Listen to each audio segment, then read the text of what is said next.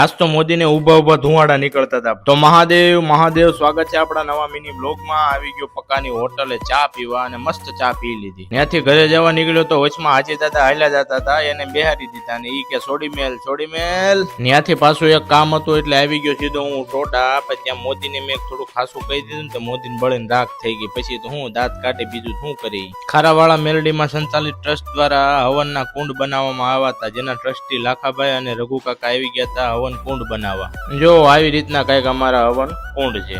પછી અમરાકાએ ગામમાં નવું ઇલેક્ટ્રિશિયન નું કામ ચાલુ કર્યું છે. એનો પહેલો ઓર્ડર આપી દીધો ઘુગાભાઈ વાળંદે, જેનું લાઈટ વહી ગઈ હતી બળીને રાખ બધું થઈ ગયું હતું. એ બધું અમરાકાએ હાજુ કર્યું. ત્યાંથી પછી આવી ગયો નવલભાઈ ની વાળ કપાવા. જો આ વાળ કપાવ્યા પહેલાનો લુક છે અને ટાન ટાન ટાન આ પેશીનો લુક છે. તો કેવો લુક લાગ્યો જરા કોમેન્ટ કરજો.